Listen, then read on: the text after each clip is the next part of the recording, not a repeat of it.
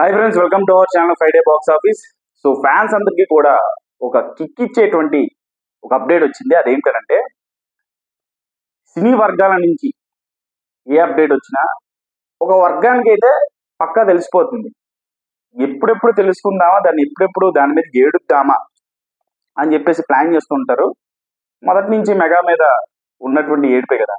So straight to the point, తెగులు 630 అనేటువంటి page వాడు బర్త్డే గ్లిమ్స్ సంబంధించి R16 సంబంధించి ఒక ఆర్టికల్ రాశాడు. దాని గురించి మనం చదువుతాం. రామ్ చరణ్ బుచ్చిబాబు గ్లిమ్స్ మామూలుగా లేదట ఫైర్ అంతే.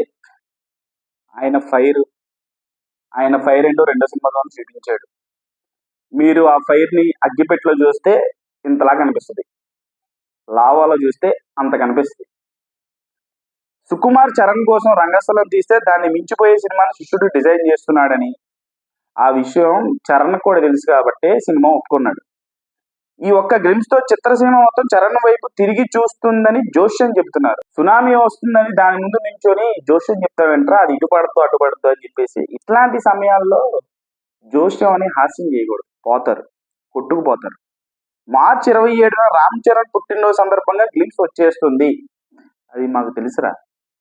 ఇది next line highlight. Next level cut. చూసారా, లోపల ఏడుస్తున్నా సరే పైకి మాత్రం నెక్స్ట్ లెవెల్ కట్ అని చెప్పేసి ఇంత ఎలివేషన్ ఇచ్చాడు అని అంటే, గ్లిమ్స్ చూశాక మాట్లాడుకుందాం, ఇది లాస్ట్ లైన్. చూడకముందే ఇంత మాట్లాడావు, చూసిన తర్వాత ఇంత కూడా మాట్లాడడానికి ఏం ఉండదు అక్కడ. సో అది మన మీద పొద్దున్న లేసే ఏడిచేవాడే ఈ రోజు ఇంత ఎలివేషన్ ఇస్తున్నాడంటే 3 రోజుల ముందే. రేపు గ్లిమ్స్ వచ్చాక ఇంకా గ్లిమ్స్ ఎలా ఉన్నా దాన్ని జెన్యున్ గా పొగిడే యొక్క హార్ట్ జర్నలిజం బూతులు మాడుతున్నా కదా, ఇవేమి ఉండవు కాబట్టి. సో ఆబ్వియస్లీ నెక్స్ట్ లెవెల్లో ఉండబోతుంది. Mark my words, RC16 glimpse చూశాక ఈ సినిమా ఒక రెవల్యూషన్ క్రియేట్ చేయకపోతే యూట్యూబ్ వీడియోస్ వదిలేస్తాను, ఈ ఫీల్డ్ వదిలేస్తాను.